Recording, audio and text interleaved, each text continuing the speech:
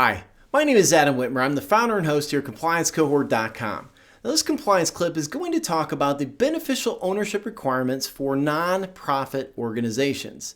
Now, the beneficial ownership requirements have been around for a little while now, and we are still seeing some issues, especially relating to nonprofit organizations. So I wanted to bring up the concern that we are seeing. Now, first of all, it's important to understand that there are two types of nonprofit organizations. First of all, we could have an unincorporated association.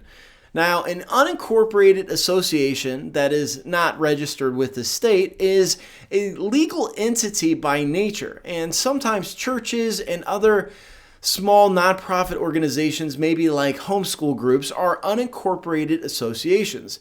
They are considered to be nonprofits, but they are not an incorporated association.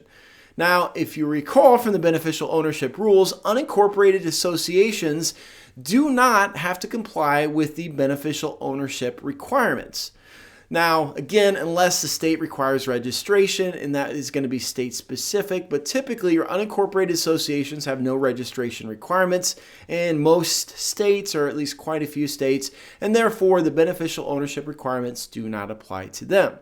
Now, the other type of nonprofit is a nonprofit corporation or a nonprofit, not-for-profit that is incorporated with the Secretary of State. And of course, the beneficial ownership rules do apply, but keep in mind that only the control prong applies to the beneficial ownership requirement rules. Because under a nonprofit, you're not going to have an owner, so the ownership prong is out the window. It does not apply. But what does apply is the control prong.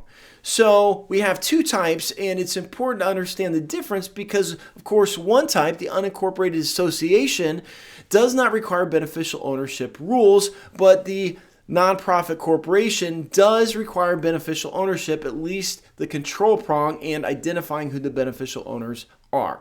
Now, the concern that we have seen and is starting to become a common violation is that sometimes the members of the nonprofit who open up the new account in your financial institution may not actually know if they are an unincorporated association or a nonprofit corporation. And I've seen this happen quite a few times where a member opening a nonprofit account with a financial institution says, I don't think we're incorporated, we're an unincorporated association. But in fact, when you check the Secretary of State website, you can see that they are a nonprofit organization, and they are in fact incorporated. So it's important for you to train your staff to not only ask the person in front of them, but that person may not actually know. So what you should train your staff to do is to take a look at the Secretary of State website and to search that nonprofit and to see if in fact they don't show up, meaning that they're an unincorporated association and beneficial ownership rules do not apply. But if they do show up and they're registered as a nonprofit corporation, then you of course have to follow the control prong rules of the beneficial ownership requirements. That's all I have for you today. I hope you enjoyed this compliance clip. If you're new to the compliance cohort, we want to welcome you and invite you to take a look at our free membership where we have free training videos just like this on our website. Tons of articles, videos, and other resources available to you.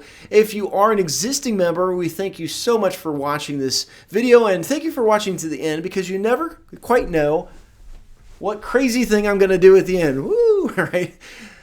Okay, I gotta stop, but I know a few of you do watch to the end, so it's worth just going on and on and on and keeping it light and humorous as much as possible. So if I don't see you again, good afternoon, good evening, and good night. Thanks for watching.